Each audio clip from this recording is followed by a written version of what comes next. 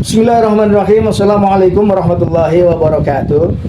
Alhamdulillahirabbil alamin wa bihi nasta'inu ala umuri dunya waddin. Wassalatu wassalamu ala asrofil anbiya'i wal mursalin sayyidina wa maulana Muhammadin wa ala alihi washabihi ajmain. Amma ba'd. Saya Gus Anam, mahasiswa semester 3 Prodi Ahwalus Syariah atau Hukum Keluarga Islam di STI Samarinda.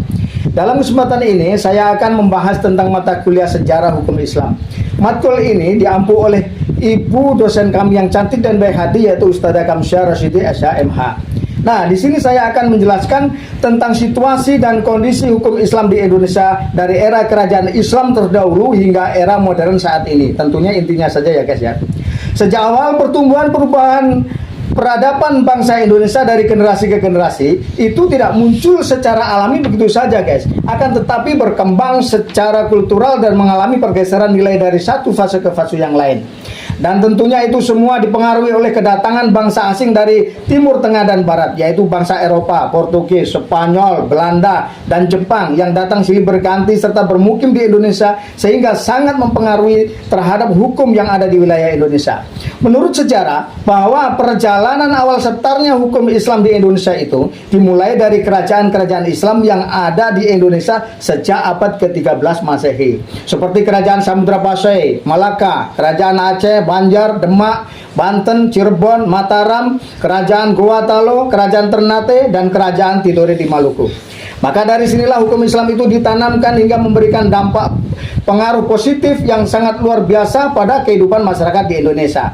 Oleh karenanya, Islam diterima dan disambut dengan sukacita oleh masyarakat serta menyebar hampir ke seluruh pelosok Nusantara.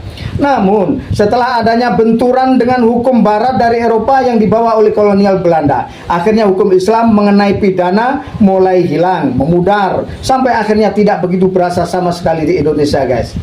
Sehingga tercatatlah bahwa perjalanan hukum Islam masuk ke Indonesia itu mengalami posisi terang redup dari satu fase ke fase yang lain.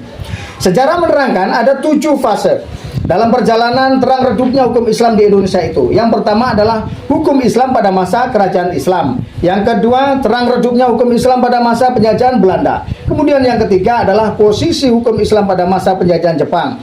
Yang keempat, sirnanya peluang hukum Islam pada awal kemerdekaan. Yang kelima, mekarnya kembali hukum Islam pada pasca proklamasi kemerdekaan. Kemudian yang keenam adalah hadangan hukum Islam pada masa Orde Lama dan Orde Baru. Nah, yang terakhir, yang ketujuh, kemapanan hukum Islam di era reformasi. Kesimpulannya guys, perjalanan hukum Islam di Indonesia itu memiliki cerita yang sangat panjang sekali, mulai dari terang dan redupnya hingga bersemi kembali sampai mencapai kemapanan. Namun sungguh tidak dapat dipungkiri bahwa hukum Islam itu sebelum Indonesia ini ada, dia telah banyak memberikan kontribusi terhadap pembangunan nasional hingga menjadi bagian dari kebudayaan rakyat Indonesia yang harus tetap dilestarikan.